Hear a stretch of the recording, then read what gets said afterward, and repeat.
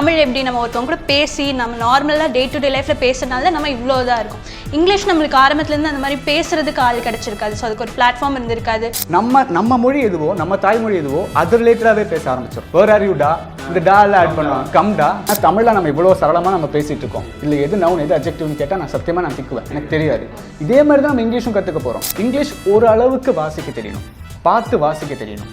தமிழும் பார்த்து வாசிக்க தெரியணும். இதை தவிர வேறு எந்த க்ரைட்டீரியாவும் வேண்டாம். நீங்கள் என்ன படிச்சிருக்கீங்க, நீங்கள் வந்து எந்த ஊரில் இருக்கீங்க, உங்கள் டைம் ஜோன்ஸ் வேரி ஆகும், அது பிரச்சனை இருக்கா, உங்கள் வயசு என்ன, எதுவுமே பிரச்சனை கிடையாது. தமிழ் எப்படி நம்ம ஒருத்தவங்க கூட பேசி நம்ம நார்மலாக டே டு டே லைஃப்பில் பேசுறதுனால நம்ம இவ்வளோ தான் இருக்கும். இங்கிலீஷ் நம்மளுக்கு ஆரம்பத்துலேருந்து அந்த மாதிரி பேசுறதுக்கு ஆள் கிடச்சிருக்காது. ஸோ அதுக்கு ஒரு பிளாட்ஃபார்ம் இருந்திருக்காது. ஏதோ டீச் பண்ணி ட்ரெயின் பண்ணி அந்த ஒரு மைண்ட் செட்டில் இருப்போம். நம்மளுக்குன்னு ஒரு ஃப்ரெண்ட்லி இன்ட்ராக்ஷன் இருந்து நம்மளுக்குன்னு கூட பேசுறதுக்கு ஆள் இல்லை, டைரெக்டாக டெய்லி கான்வர்சேஷன்ஸ் இல்லை அப்படிங்கிறது தான். ஸோ அதுக்காக நம்ம வந்து நம்ம டீமாக இந்த ஃபார்ம் பண்ணி இங்கிலீஷ் பார்ட்னர். ஆக்சுவலாக பேசிக்காகவே English what boy, you go boy, come பாய்ன்ற மாதிரி தான் பேசியிருக்கோம் நம்ம ஸ்கூலில். ஸோ ஸ்கூல் லெவலில் என்ன மாதிரி ப்ராப்ளம்ஸ் அப்படின்றது எவ்வளோ பின்னாடி வரைக்கும் எவ்வளோ பெரிய காம்ப்ளிகேஷன்ஸில் போய் முடியுது? எஸ், இது பார்த்தீங்கன்னா மதர் டங் இன்ஃப்ளூயன்ஸ் அப்படின்னு சொல்லுவோம். ஸோ நம்ம தாய்மொழி எதுவோ அதுவே நம்ம நல்லா பேசி நம்மளுக்கு அதே ஒரு கம்ஃபர்ட் ஜோன் அது. ஸோ அதுலேயே பேசும்போது அதில் நம்ம ஒரு நியூ லாங்குவேஜ் நம்ம அதுக்குள்ளே கொண்டு வரோம். அப்படிங்கும்போது அந்த லாங்குவேஜையுமே அவங்க ஸ்லாங் எப்படியோ அப்படி பேசாமல் நம்ம மொழி எதுவோ, நம்ம தாய்மொழி எதுவோ அது ரிலேட்டடாகவே பேச ஆரம்பிச்சிடும்.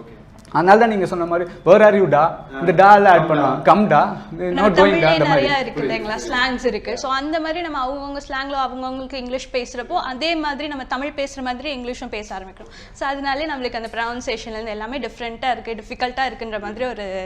பட் இதை வந்து இது எப்படி ஓவர் கம் பண்ணலாம், இதை நம்ம எப்படி பேசணும்னு நம்மளும் முயற்சி எடுக்க மாட்டேங்கிறோம். நம்மளை சுற்றி இருக்கிறவங்களும் முயற்சி எடுக்காத ஒரு வாய்ப்பு கொடுக்க மாட்டேங்கிறாங்க.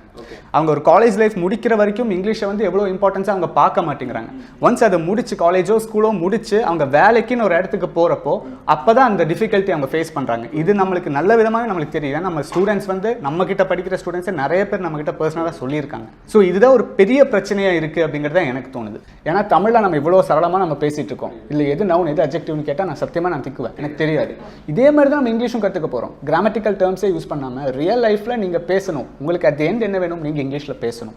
அது நீங்கள் கவர்மெண்ட் ஸ்கூல் பேக்ரவுண்டில் இருக்கிறவங்களா, கவர்மெண்ட் ஸ்கூல் இப்போ ரொம்ப குவாலிட்டியான நம்மளுக்கு நிறைய பேர் இருக்காங்க. கவர்மெண்ட் ஸ்கூல்லேருந்து வர நிறைய ஸ்டூடெண்ட்ஸ் இருக்காங்க. நம்மளுக்கு அவ்வளோ குவாலிட்டியான ஸ்டூடெண்ட்ஸ் இருக்காங்க. சொன்னால் டக்குன்னு புரிஞ்சுப்பாங்க, ரொம்ப ஆக்டிவாக இருக்காங்க. ஸோ அவங்களுக்கெல்லாம் அவ்வளோ ஈஸியாக நம்ம சொல்லிக் கொடுக்குறோம்.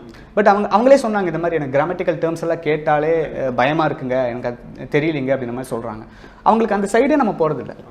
உங்களை இங்கிலீஷ் பேச வைப்போம். அதுக்குன்னு நம்ம ஒரு செட் ஆஃப் சிலபஸ் நம்ம ப்ரிப்பேர் பண்ணியிருக்கோம்.